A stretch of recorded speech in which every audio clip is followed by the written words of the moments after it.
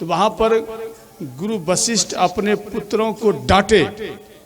देखो ध्यान देना, क्यों डांटे?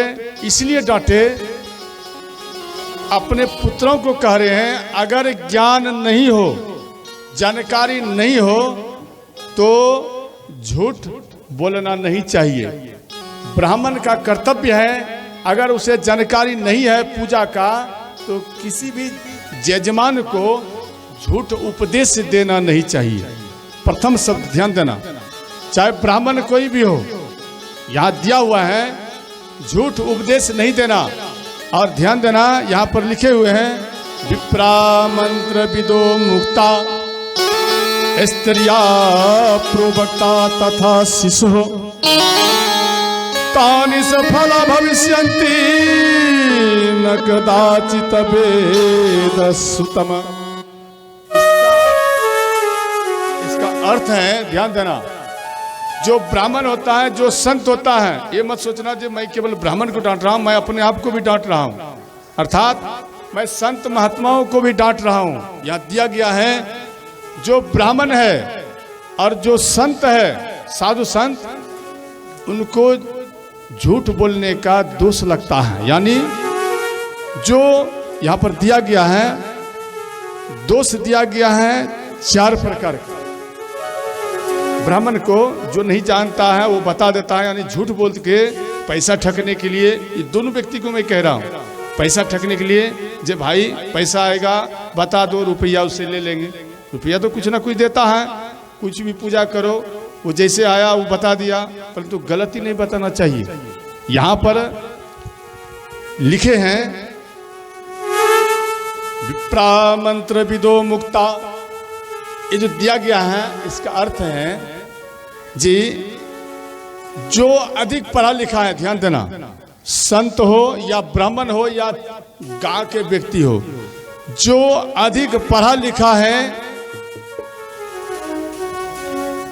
वो मन में हर हमेशा ध्यान रखता है कि हम पढ़ा लिखा है, और जो कम पढ़ा लिखा है वो उनके अंदर में हर हमेशा कमी देखता है, जो इसके अंदर में ये कम पढ़ा लिखा है। अगर मानो कम पढ़ा लिखा, शिव जी का, देखो कई माताएं हैं जो शिव जी का चर्चा करते हैं, ध्यान देना, शिव जी का चर्चा करते हैं, भजन करते हैं, स्तुति करते हैं, विनती करते हैं, वो भी तोतली भाषा में। मानो उसे जानकारी नहीं है, भगवान भोलेनाथ का पूजन कर रहा है या कर रही है, तो उसमें जब करते हैं तो स्त्रीलिंग पुल्लिंग इधर उधर हो जाता है, तो उसमें देखना जो पढ़े लिखे विद्वान होंगे उस जगह उनका हंसी उड़ाता है। तो याद रखना, जो दूसरे के अंदर में दोष दिखता है पढ़ा लिखा, वो कहता है यहाँ ये गलती कर रहा है। अरे भाई, आप जान गए हो कि यहाँ गलती कर रहा है, तो अगर आप विद्वान हो तो आप स्वयं उसे शुद्ध कर, अपने हृदय में उसे शुद्ध कर ग्रहण कर लो, तभी तो मैं जानूं कि आप विद्वान हो। हाँ, आप उस बीच में जो कुछ बोल रहा है, जैसे भी भगवान का भक्ति कर रहा है, उसमें अरंगा लगा दिया कि तुझे बोलना नहीं आता, चलना आता है, और आप कथा करता है, शिव चर्चा करता है, बोल दिया, तो वो तो मूर्ख थे ही, परंतु आप उससे ज्यादा महामूर्ख बन गए। इसलिए पढ़े लिखे हो वो अच्छा है। तो ध्यान देना, जो ऐसा दोष निकालता है दूसरे में, यहां लिखे हैं जो उसे असूया का दोष लगता है। समझ गए? असूया का दोष, संत हो या कोई भी व्यक्ति हो। और दूसरा में दिया है झूठ नहीं बोलना। समझ गए? झूठ नहीं बोलना, जो झूठ बोलता है उसको भी दोष लगता है। और तीसरा में दिया गया है ईर्ष्या दोष। ईर्ष्या दोष क्या है? जैसे किसी को देख करके ईर्ष्या करना। जैसे आप देखना, जिनके अंदर में ज्ञान कम है या ज्यादा है या कम है, तो उसको देखकर ईर्ष्या करते हैं। मानो किसी को 2 मंजिल है, किसी को नहीं है, उसको देखकर ईर्ष्या करते हैं। तो ईर्ष्या करने वाले व्यक्ति के अंदर में ध्यान देना, उसे ईर्ष्या दोष लगता है। इनके बाद चौथा में दिया है दंभ दोष। दंभ दोष क्या है? दंभ दोष है जो सुंदर सुंदर तिलक लगा लिया है और संत जैसा चोला पहन लिया है, और किसी अदर गांव में जाकर के राम कथा कर रहे हैं, शिव कथा कर रहे हैं और अपने वर्चस्व को बढ़ा रहे हैं, और उससे जो रुपया आता है, जो धन आता है, वो विपरीत कार्य में यूज करता है और झूठ बोल करके, ध्यान देना, और मानो झूठ बोलता है। इस तरह का जो संत झूठ बोलता है, अपने आप को छुपाता है, स्वयं वो क्रिमिनल है, स्वयं वो ठकेरा है, स्वयं वो गांव से भागा हुआ व्यक्ति है, यानी गांव में उसका कोई प्रतिष्ठा ही नहीं है, अपने आप को बड़ा संत बना देते हैं और दूसरे जगह पूजनीय बन जाते हैं। याद रखना, जो ऐसा करते हैं, अपने आप को शरीफ बनाता है, उसे दंभ का दोष लगता है। देखो, हम आपके बीच जो है, हम स्वयं गृहस्थ धर्म से जुड़े हुए हैं, ध्यान रखना, हम गृहस्थ धर्म से जुड़े हुए हैं और हमारे माता पिता बहुत ही गरीब हैं और गरीबी जिंदगी से व्यतीत करती थी माँ, और मेरी माता परंतु व्यतीत तो करती थी, परंतु भगवान के शरण में हमें जाने से कभी इनकार नहीं किया करती थी माँ। बार बार कहते थे, बेटा तुझे जो अच्छा लगे वो कर, परंतु हम जिंदगी भरी हम सब चीज से हारते आए, परंतु जो हारते में ज्ञान प्राप्त होता है, वो जीतते में ज्ञान प्राप्त नहीं होता है। आपको ज्ञान लेना है गुरु महाराज से, तो हार करके देखो, गुरु महाराज आपको बता देंगे जी बेटा इस प्रकार से करो तो आपकी हार नहीं होगी। आप बार बार दिमाग लगाओगे जीतने का, तो ज्ञान गुरु महाराज आपको नहीं देंगे, समझ गए? इसलिए हारना सीखो।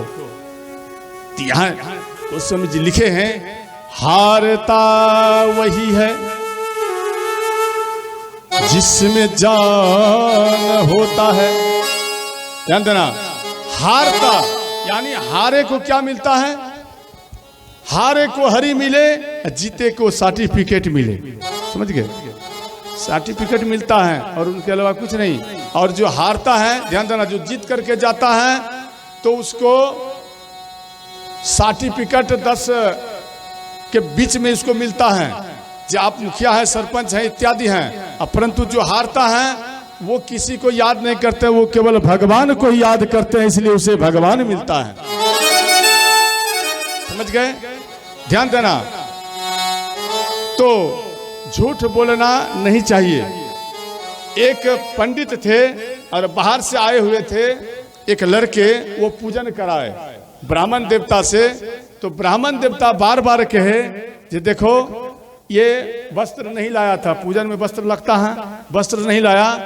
एक धागा कच्चा तोड़ दिया, जो बोले देखो यजमान ये लो, और इसे बोले बाबा ये क्या है? बोले देखो ये समझ लो वस्त्र है। बोले ठीक, भगवान को आप अर्पण करो वस्त्र, वस्त्रम समर्पयामि, ठीक, वस्त्र अर्पण कर दिए। बोले ठीक। इसी प्रकार से सामग्री नहीं है, फिर भी इसे मान लो, इस प्रकार से कई पूजन कराए। तो उनके बाद भोजन किए ब्राह्मण देवता। इनके बाद बोले जे अब हमें विदाई दो। ब्राह्मण देवता बोले ठीक, कितना दो? बोले 1000 दे दो। बोले कम ले लो। बोले नहीं 1000 ही चाहिए, क्योंकि आप बाहर से आए हैं अमेरिका से और आप सत्यनारायण उनका पूजन कराया है, अब आपको 1000 देना चाहिए। बोले ठीक है। वो क्या किए, एक कागज में 1001 रुपया लिख दिए।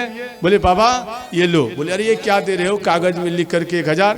बोले बाबा इसी को मान लो रुपया और रख लो। अब दिमाग लगाओ,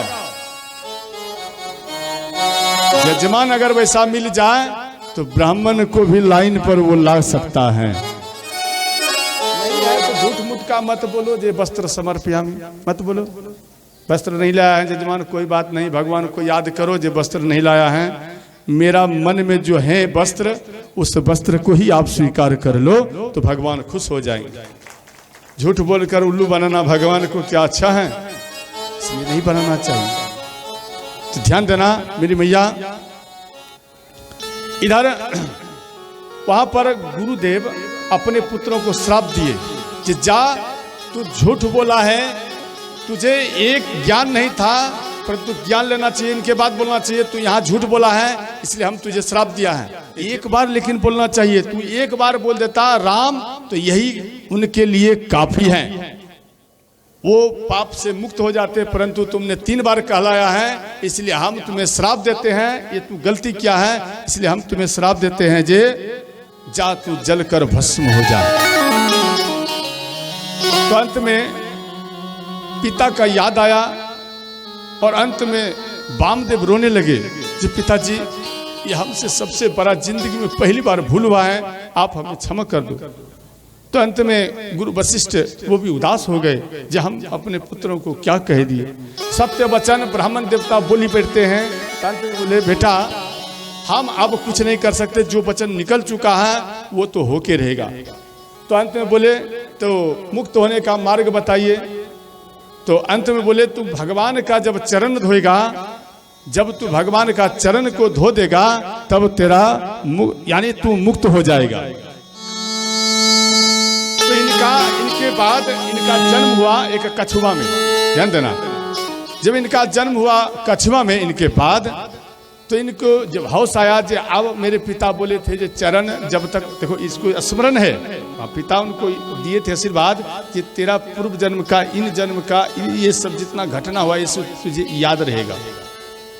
तो ये कछुआ ये समुद्र में है, यहाँ लिखे हैं शिर सिंधु में कछपई का शिर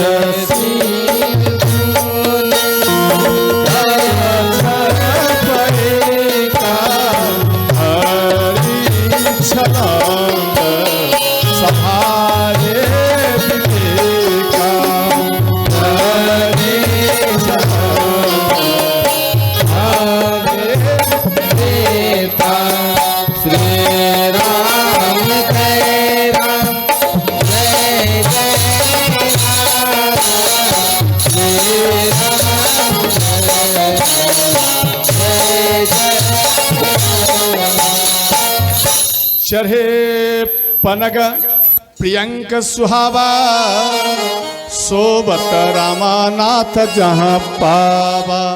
ध्यान देना, भगवान श्री राम सोए थे तो ये आए चरण में, यानी मुख में कछुआ जल लेकर भगवान के चरण धोने के लिए आए। ध्यान देना, तो ये शेषनाग, ध्यान देना, शेषनाग इसमें फुफकार मारे। यहाँ गोस्वामी जी लिखे हैं तब लगे शेष दिन फुसकारी भय बस कुंदियो सिंध मझारी। फुसकारी, फुसकारी मना फेन मारना, समझ गए। तो वहां पर जैसे ही फुसकारी मारे तो अंत में ये जल नहीं चढ़ा पाए और अंत में इनका शरीर नष्ट हो गया। फुसकारी कौन मारे? शेषनाग, समझ गए। तो इनका शरीर नष्ट हो गया। अब लक्ष्मी माता ये दृश्य देख ली तो भगवान को कह रहे हैं हे नाथ लख चरित बोली राम सुनो दीन के नाथ होत महा अन्याय अब कस दीनंद के साथ। अर्थात लख चरित यानी भगवान को कह रहे हैं कि हे नाथ आपके दरबार में अन्याय हुआ है और ये हम बर्दाश्त नहीं कर सकते। तो भगवान बोले क्या हुआ अन्याय? बोले आपका एक भक्त आपके चरण में जल अर्पण करने के लिए आ रहा था और आपका शेषनाग उसे ऐसा न फुफकार मारे अंत में उसका मृत्यु हो गया है।